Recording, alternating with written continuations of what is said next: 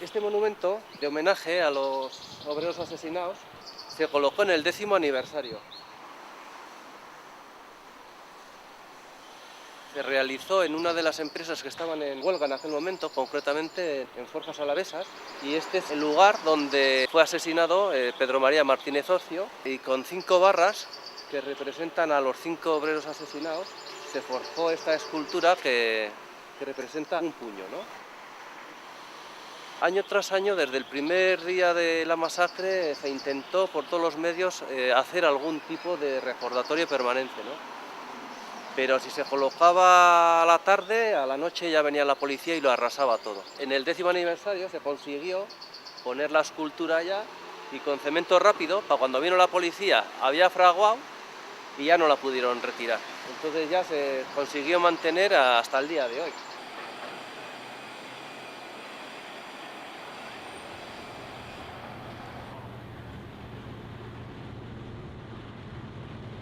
En los años 60-70 todavía estábamos en un estado agrícola industrial. En los años 60 vienen los planes de desarrollo a través del equipo del Opus Dei, Ullastres y compañía.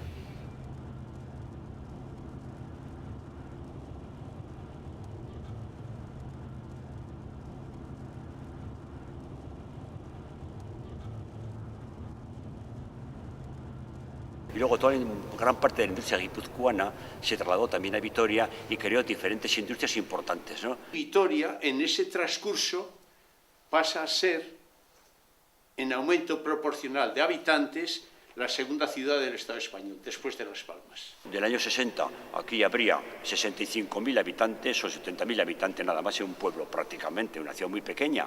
Y el año 76 aquí veía 140.000 habitantes. Viene mucha gente de Extremadura y Andalucía. Y también se vacía en gran parte el campesinado de la provincia de Álava, viene a Vitoria. Con lo cual también, de alguna manera, los patronos y la clase empresarial se aprovechaban para imponer sus condiciones de trabajo.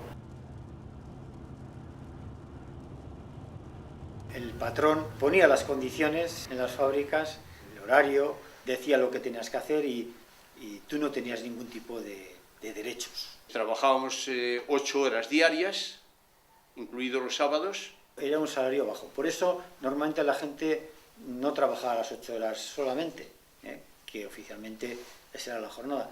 Trabajaba 2 o incluso 3 horas más al día. El IPC, que es el índice de precios al consumo, la carestía de vida, hubo en la década de los 70 que llegaron hasta el 14, el 17%.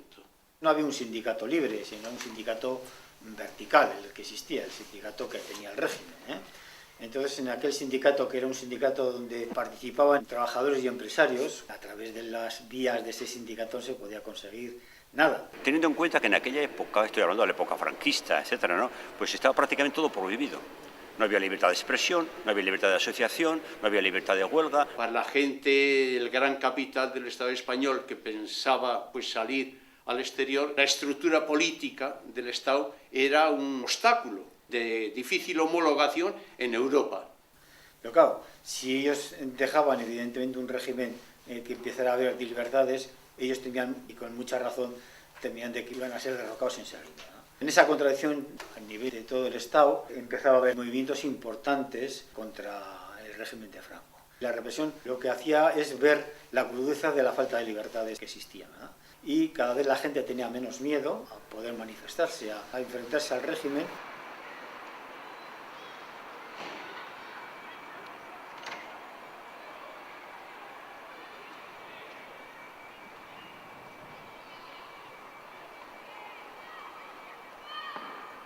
El movimiento que se genera en Gasteiz ya venía de unas luchas previas de años anteriores, ¿no? Ya había una lucha obrera que se había dado en 1972 con una empresa muy importante de aquí de Gasteiz, Michelin, por ejemplo, que aunque la lucha es muy importante, luego los logros al final no son los que se pretendían, pero ya ello había creado y había generado una unión entre diferentes personas, colectivos, para llevar una lucha conjunta, ¿no?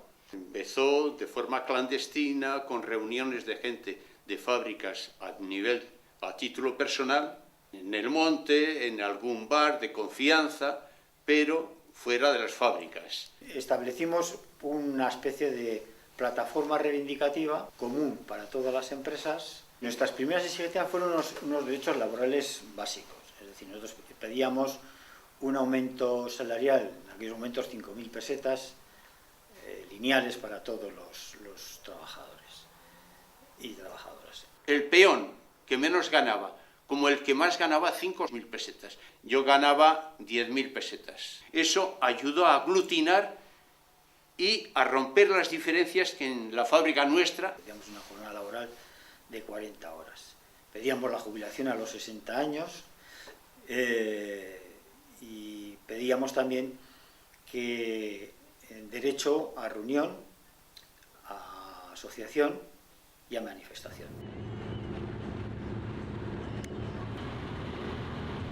Los tres hermanos trabajábamos en Forjas Alavesas, que es la empresa donde se inició todo el proceso huelguístico de Vitoria. Yo era el mayor, el mediano era Pedro Mari, que fue asesinado. Empezamos hacia el 9 de enero y luego poco a poco se fueron sumando otras empresas con las mismas reivindicaciones. Primero los que paramos fueron la gente que estábamos directamente en producción. Los de las oficinas estuvieron un poco reticentes, pero a los pocos días se sumaron también. El sindicato vertical había establecido, para que las luchas obreras no coincidiesen en el tiempo, el sector del metal tenía una fecha determinada para hacer sus convenios laborales. Químicas tenía, donde yo estaba, 3 meses más tarde, a finales de marzo. La madera tenía otra fecha señalada a lo largo del año. Entonces lo primero fue no obedecer eso, romper eso, y a la salida de una de las fábricas a la huelga, hicimos el planteamiento, las causas que ellos sufren y las reivindicaciones que ellos piden son las nuestras. No vamos a esperar para trabajar sol a sol. Entonces ahí conseguimos que 12 fábricas en el tiempo se juntasen y hiciesen sus reivindicaciones. Una de las cuestiones que cuestionamos era que nosotros no íbamos a negociar eso con los jurados y enlaces de ese sindicato vertical. Por lo tanto, íbamos a escoger comisiones representativas, comités representativos, que se elegían en la asamblea y respondían a la asamblea de lo que se negociara con las empresas. No había un manual a donde recurrir para hacer eso.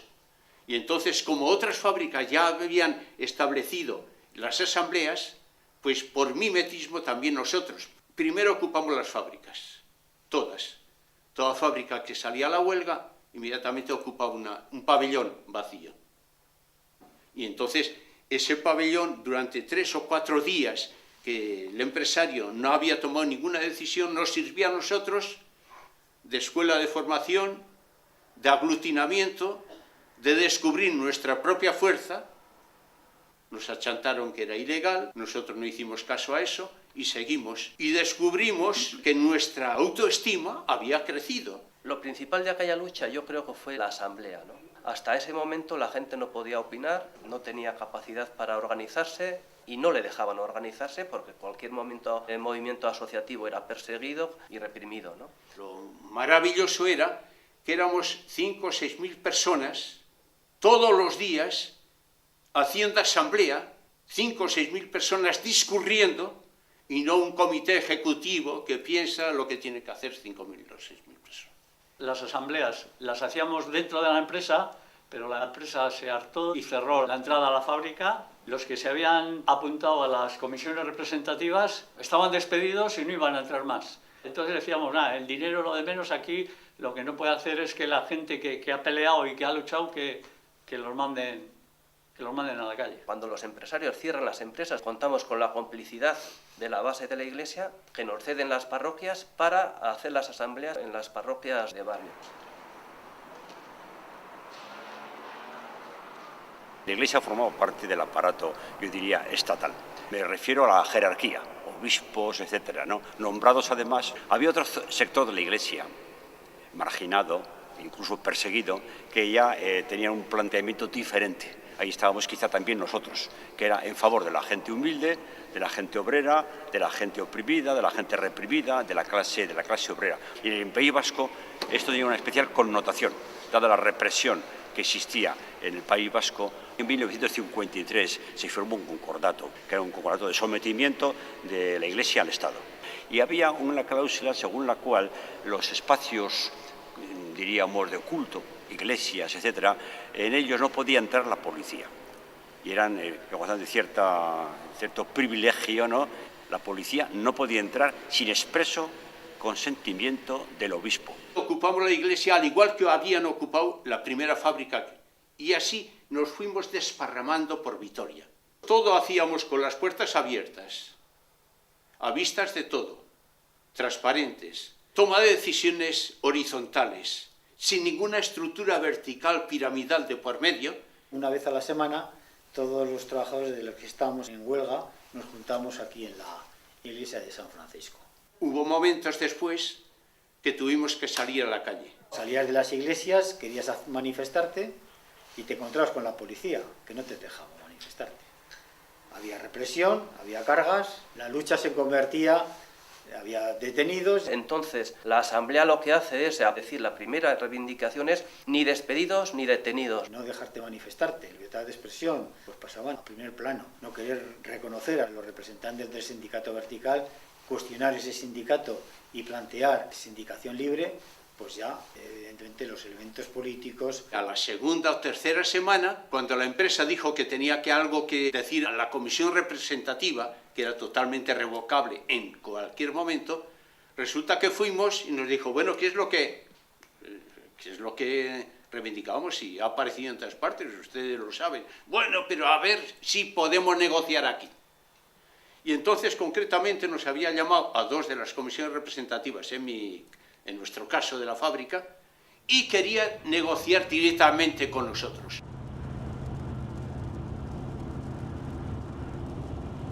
La gente que no estaba en huelga, el apoyo desde el principio fue total, el apoyo de la ciudadanía, del comercio, de los agricultores y de todo el mundo en Gasteiz fue total, ¿no? A pesar de que llevabas muchos días de huelga, pues en las tiendas te fiaban, te prestaban, decían, bueno, ya lo pagarás cuando puedas. Las amas de casa se organizaron y tenían una forma muy particular de manifestarse. Era ir con las cestas vacías, pues concentrarse, por ejemplo, en la plaza de la Virgen Blanca, ¿no? Y pues dar vueltas en torno a la plaza. Son las mujeres que en vez de animar a la gente a que no, pues hay que entrar a trabajar, no, ellas dijeron que duro, que nosotras también vamos a pelear. Se movilizaron por los pueblos a buscar alimentos, se inició una caja de resistencia y hay que recordar que se montó una asociación de mujeres que fue muy potente, tuvieron un valor pero muy importante. Se habían convocado otras dos huelgas generales 2 semanas antes, el 16 de febrero, el 23 de febrero. Cada vez que había una huelga general, el poder de comunicación y de solidaridad aumentaba. Y el 3 de marzo, otros muchos talleres se iban a sumar. Los empresarios, volviendo un poco atrás, se habían reunido en Madrid varias veces con el gobierno para decir que no podía ser, que que había aquí un soviet, que se estaba montando aquí una revolución y que había que cortar, ¿no? Charlie a J1, cambio. Charlie a J1, cambio. Charlie a J1, cambio. La huelga del 3 de marzo triunfa desde primeras horas. Todo Vitoria pareció cerrado, es decir, no había ni un comercio abierto, no había ni una panadería, ni un bar, ni la plaza de abastos, nada estaba abierto. Desde los diferentes polígonos industriales de la ciudad se organizan marchas para confluir todas en el centro. También los estudiantes hacen lo propio. La policía no nos dejó avanzar y ya empleó fuego real. Hay muchos heridos, personas con disparos desde los testículos hasta en los hombros, en la cara y demás, ¿no? Compañeros, además de la fábrica donde yo trabajaba, de la Mercedes, fue herido uno de ellos en concreto, fue herido en una pierna. Tenemos un caso que es una empleada de hogar que estaba sirviendo en casa y atraviesa una de las balas, atraviesa el balcón y le da en el hombro, ¿no? A mediodía hay una tensa calma en la ciudad, la policía se reagrupa en las comisarías Y luego a las 5 de la tarde estaba convocada la Asamblea General Valorativa de la jornada, de cómo iba yendo la jornada, ¿no? Estaba convocada en la iglesia de San Francisco. Mi hermano Romualdo, durante la comida de ese día, mi padre le dijo que si venía a la tarde a la asamblea, que tuviera cuidado porque por la mañana ya habían estado disparando, que no se expusiera demasiado. No te expongas, hijo. Mi hermano quedó con los compañeros del barrio, con los amigos, y en cuadrilla vinieron a la iglesia. Vine y entre las 5 menos 20, menos cuarto, entré aquí y pude entrar. Creo que fui de los últimos que entró. Cuando vine ya no pude entrar. Estaba la iglesia llena, vamos, y los alrededores también estaba todo lleno. Prácticamente aquí estaríamos 4.000 personas. Pues probablemente sí, mujeres, hombres, en fin, todo tipo de gente joven, gente mayor. Fuera yo creo que había tantas o más. Muy nerviosa, muy tensa, porque se veía que las intenciones de la policía eran realmente represivas y algo iba a ocurrir. Las comisiones representativas tuvimos una reunión para hacer un balance de cómo estaba en todos los sitios, cómo estaba lo de la huelga general y preparar la asamblea de la tarde. La intención nuestra era plantear una huelga general de más días y animar a más fábricas. Bueno, pues cuando llegábamos aquí, la policía nos impidió pasar. La policía premeditadamente deja que se llene la iglesia y cuando la iglesia está llena es cuando la rodea y cuando van a parlamentar con la gente de dentro. La policía les dice que hay que desalojar la iglesia y habla también con uno de los párrocos que estaban asistiendo dentro de la iglesia, ¿no? El párroco le dice que no hay ningún acto de urgente necesidad como para desalojar, que era una reunión pacífica, una asamblea valorativa de la jornada de huelga y que ellos no iban a hacer nada para desalojar la iglesia, ¿no? Para entrar a la policía hacía falta un permiso del obispo. El obispo prácticamente, Peralta se llamaba el obispo de entonces, se abstuvo. Hablaba de un prudente silencio y de una comunicación de la orden de la policía de desalojar la iglesia. Mi mujer estaba a punto de dar a luz, me voy a casa y lo primero que hice al llegar a casa es poner el transistor, porque ya a la policía le controlábamos por los transistores de frecuencia modulada, le cogíamos... Han puesto ahí 4 coches en medio, les tengo que evitar, no obstante, pero de todos modos, si nos marchamos de aquí, se van a escapar de la iglesia, ¿Cambio? Procedan a desalojar la iglesia, cambio. De acuerdo, si lo desalojan por la pena, si no, a palo limpio, cambio. Está repleta de tíos, entonces, por las afueras tenemos rodeados de personal. Vamos a recuperar las armas. Sacarlos como sea, cambio.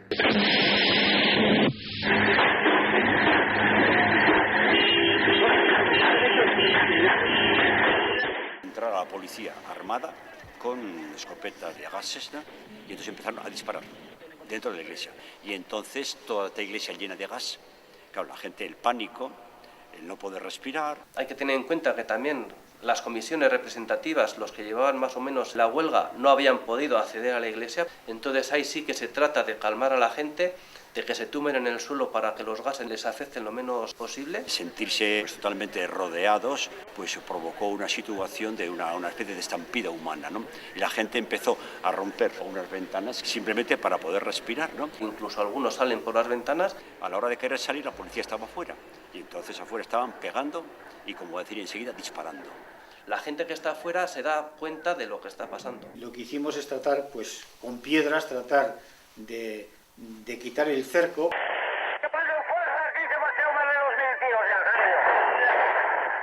Dijo que había heridos, estaba preguntando si había heridos, cambio. De momento de los nuestros no hay ninguno, cambio. Bueno, está bien.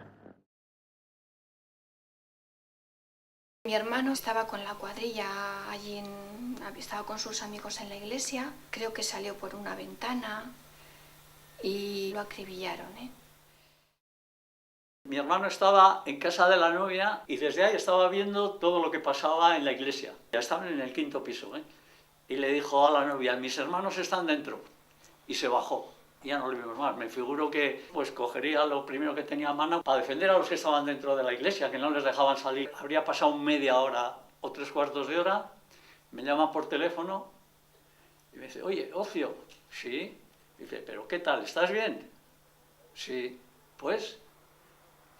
No, es que hemos oído que uno de los 3 hermanos, no le dejé decir más. De mi casa al hospital, que hay 10 minutos, pues corriendo por ahí, había barricadas, porque la gente, en cuanto hubo el tiroteo por aquí, la gente salió y cruzó coches, rompió farolas, la policía no dejaba ni concentrarse en la puerta del hospital, tirando botes de humo y todo, y pelotas de goma. La gente se remolinaba ya intentando a ver por sus familiares.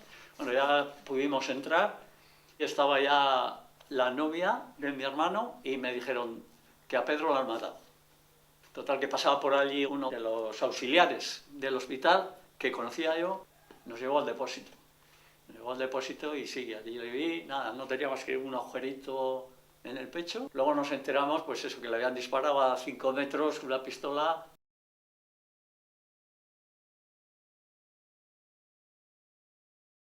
A mi casa mi hermano no llegaba. Sus compañeros, sus amigos iban llegando al barrio, uno tras otro. Entonces mi padre, como vio que era ya tarde, las 9, las 10, que todos habían llegado menos su hijo, salió a buscarlo y con todas las dificultades que había en la ciudad para moverse, él fue por varios centros hospitalarios, los que había en Vitoria. Finalmente recabó en uno y allí el médico le dijo que había intentado hacer todo lo posible, pero que había ya muerto, ¿no? Moribundo, ¿no? Yo tengo que decir que tenía 7 años. Las horas posteriores pues fueron traumáticas para mí. Lo que yo recuerdo es cómo mi padre llega derrotado a casa y mi madre cae en un estado de shock, entre llantos y gritos: mi hijito, que me lo han matado. Salinas, que hemos contribuido a la paliza más grande de la historia. Cambio. Por cierto, aquí ha habido una masacre, cambio. Oye, pero de verdad una masacre, ¿eh? Son 5 obreros asesinados, 3 mueren al principio de la actuación y 2 lo hacen en días posteriores, ¿no? Hay un centenar muy largo de heridos, más de 50 los tenemos contabilizados de bala. Hay que tener en cuenta que muchos no pasaron ni por los servicios médicos ni por los servicios de urgencia, porque era dejar una afiliación. Gente como José Antonio Martínez Heras era un chaval de 15 años y a ese le atravesaron el hígado, ¿no?, de un balazo, ¿no? Entonces, y tenemos constancia de gente con 15, 16, 17 años sufrieron heridas de bala, ¿no? La policía patrullaba continuamente toda la ciudad, provocando altercados, atacando a la gente, como fue el caso de Andoni, por ejemplo. Íbamos 4, como decía, y bueno, pues vimos que venía un autobús de policía por delante, pero nos dimos cuenta que nos habían rodeado, por detrás venían otros 4 jeeps de policía y nos cogieron entre las 2 partes, ¿no? Yo tenía una lesión en el ojo izquierdo y el miedo que tenía siempre era un pelotazo, un porrazo en el ojo, ¿no? Ante ese miedo y viendo ya que estaba acorralado, empezaron a golpearme y yo me tiré contra una pared para taparme la cabeza, pero no paraban de golpearme, no paraban, y ya les dije, bueno, yo no he hecho nada, llevarme detenido, haced lo que queráis conmigo, pero parar de darme golpes porque me vais a alcanzar en el ojo, ya tengo uno ya bastante estropeado, entonces no. Decirles eso, me agarraron de los brazos para que no me pudiera tapar y todos los golpes ya vinieron a la cabeza, a la cara y demás, ¿no? Uno de ellos entró de lleno y acertaron al ojo sano, al ojo bueno, y me dejaron en blanco. Tú, cabrón, comunista, hijo de puta. Me pusieron entre las manos un alambre y me dijeron, tira, cabrón, y yo intuí que estaba arrastrando algún tipo de poste de la luz, de teléfonos o de algo, ¿no? Lo dejé donde me dijeron, se marcharon y en ese momento bajaron unos vecinos de un piso, me llevaron al hospital y estuve un mes allí ingresado en el hospital. Y finalmente me tuvieron que distraer el ojo, tengo una prótesis estética y bueno, a día de hoy sigo con problemas de infecciones y demás, ¿no? Y la visión residual que se me ha quedado es un 50, un 2% difícil. Yo lo puedo contar, 5 compañeros de aquí de Gasteiz no lo pueden contar. Al día siguiente, intentaron ir a detenernos a varios de las comisiones representativas esa noche. Lo que pasa que al no encontrarnos en nuestros domicilios no nos pudieron detener. Al día siguiente, cuando nos dirigíamos algunos a las asambleas, a mí en concreto me detuvieron cerca de la iglesia de Los Ángeles, que era donde hacíamos nosotros la asamblea. Nos detuvieron a 2, sufrimos malos tratos en la comisaría, nos acusaron de rebelión y de sedición. Fui detenido juntamente con otro compañero a la Puerta del Sol, a la comisaría central y ahí al Carabanchel. Y la acusación era sedición contra el Estado. En Carabanchel estuvimos en la galería, en el reformatorio, donde había solamente chavales menores de 20 años. Pasamos allí que podíamos ser los padres de los chavales. La explicación era que éramos presos de Fraga y Iribarne y no quería que los hechos de Vitoria trascendiesen al resto de la clase política, mantener el mayor silencio posible.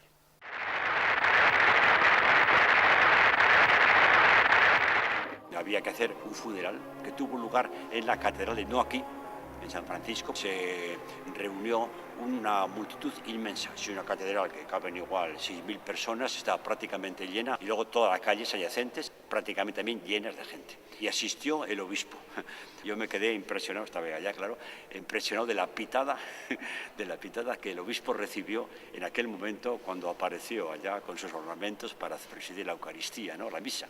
Y entonces la homilía, leída por el párroco de esta iglesia, ya fallecido, la leyó y fue interrumpida permanentemente por aplausos, etcétera, porque iba denunciando con toda claridad lo que había ocurrido. Luego fue seguido al final de la misa por la intervención de los líderes. Esa parte de la iglesia sufrió de todo tipo de multas. Recuerdo, por ejemplo, en aquella época, en torno al 3 de marzo y posteriormente, incluso cárcel, etcétera, para sacerdotes.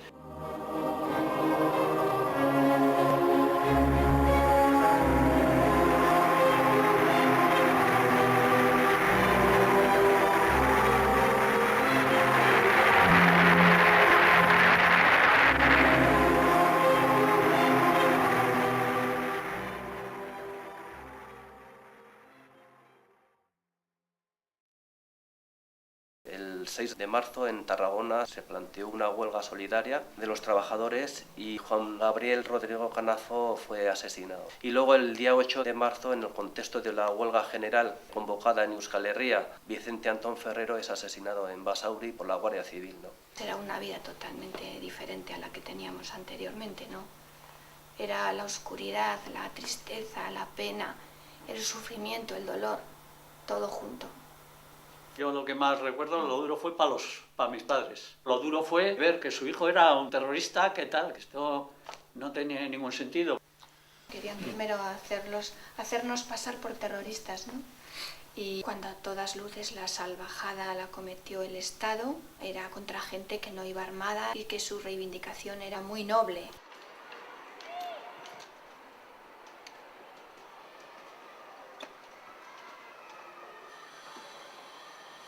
La ley de amnistía del 77 es una ley de punto final y una ley total de impunidad. Con la amnistía nosotros salimos de la cárcel, pero una amnistía que la clase franquista... Cuando se está aplicando a crímenes de lesa humanidad y de genocidio, esos delitos ni prescriben ni se pueden amnistiar. La Organización de Naciones Unidas y Amnistía Internacional ya dice que los asesinatos y todo este tipo de hechos no derogan, no hay amnistía que valga. El ejército golpista, gracias a la transición, pasa a ser la columna vertebral de la democracia.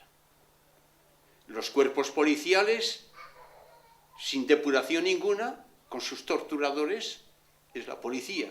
La impunidad ha sido total, tanto por los inductores políticos como por los ejecutores materiales.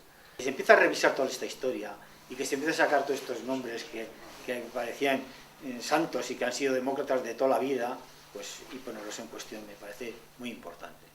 Sobre todo, además, cuando el régimen actual o el gobierno actual del PP son todos herederos de ellos. La querella argentina es el único resquicio que se nos queda a día de hoy, en base al principio de justicia universal aplicable en todo el mundo, principio que paradójicamente también ha aplicado el Estado español y algunos jueces estrella para enjuiciar a genocidas como Pinochet o militares argentinos, son incapaces de aplicar ese mismo principio en el Estado español. Martín Villa es el primero que hemos imputado, pero luego también vamos a imputar a Alfonso Osorio, a los ministros que estuvieron en aquel gobierno y luego a los responsables policiales, ¿no? Estaba el Ángel Campano, que era director de seguridad, estaba San Martín, que era jefe de la dirección de la policía, estaba el capitán Quintana, que era el capitán que mandaba la Fuerza Armada aquí en Gasteiz. Nosotros reivindicamos el derecho de verdad, justicia y reparación para que no vuelva a ocurrir aquellos casos otra vez.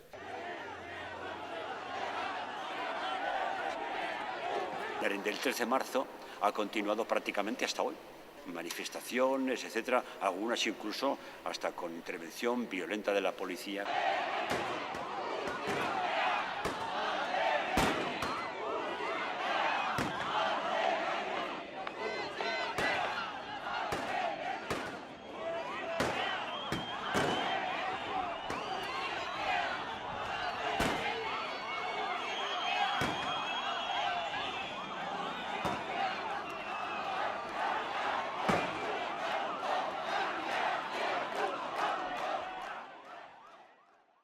todo Vitoria en pleno, hasta el día de hoy.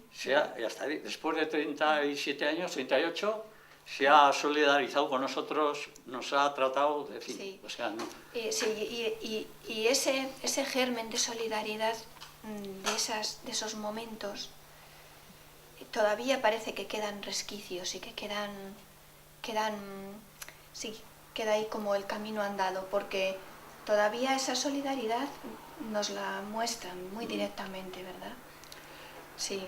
Prácticamente, pues todos los años, el 3 de marzo, pues 4.000 o por ahí personas en la manifestación recordando, y no solo recordando, sino volviendo, que es lo fundamental de ahora, es decir que hay que seguir peleando ahora, porque aquello sí que pasó, pero lo que hay que hacer es seguir luchando ahora, y es la mejor forma de defender y de recordar a aquellos compañeros que cayeron.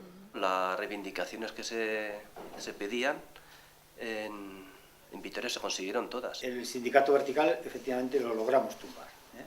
Es decir, que eso fue uno de los logros, aparte que logramos todos los logros sociales por los cuales salimos a esto. Pues las empresas accedieron a dar todo lo que pedíamos. El salario, de las 40 horas, menos la jubilación que dependía del Estado, pero lo que estaba de su parte lo concedieron todo. Los demás empresarios, ante la situación que hubo, pues también tuvieron que mover su ficha y tener que darles a los trabajadores, aproximarles por lo menos a lo que habíamos pedido. En ese momento de transición que intentaban integrarnos en el sistema llamado democrático, entonces dice, bueno, aquí, si bien nosotros lo que buscamos es la rentabilidad de las empresas, la paz social para volver y trabajar, eso de momento tácticamente lo tenemos que postergar y ofrecer libertades a cambio de la paz social.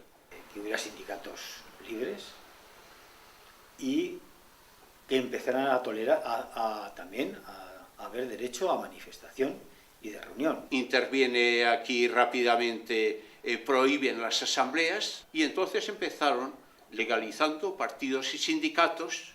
Las huelgas de Vitoria, que en ese grado de autonomía se estaba radicalizando, se volvía en contra de la política del PC, que en ese momento quería paralizar las huelgas, para demostrar que tenía poder ante la clase trabajadora y luego ser invitado a la mesa que se organizaría. El año 78 se forman los pactos de la Moncloa y se impone la moderación salarial, que era el objetivo primero que perseguían ellos, la rentabilidad de las empresas. Prácticamente estamos volviendo a lo que aquellos lucharon o luchamos por conseguir. Hay que recuperar aquel espíritu de lucha, de solidaridad, de horizontalidad, de compartir experiencias, de compartir ideales. El liberalismo y la globalización neoliberal está haciendo estragos prácticamente por todas partes. Entonces esa lucha yo pienso que hoy día es importante extenderla, ampliarla, y yo pienso que la gente joven está tomando también un poco las riendas del proceso. Por ejemplo, este año pasado, aquí, después de acabar la manifestación del 3 de marzo, se reunieron aquí en asamblea permanente para reivindicar los derechos conculcados, especialmente a la juventud, que es la que más está sufriendo el paro, porque prácticamente un 50 o 60% de la gente joven está sin encontrar trabajo, ¿no? Por tanto, yo pienso que es una gente muy sensibilizada a todo lo que eso significa. Hay democracia una democracia horizontal, es decir, que si la gente se siente con libertad, se siente que no tiene miedo, si expresa lo que quiere y dice lo que quiere y lo que interesa, y por lo tanto en torno a eso puedes lograr fijar objetivos, que si esos objetivos además son colectivamente aceptados, esa es una fuerza imparable.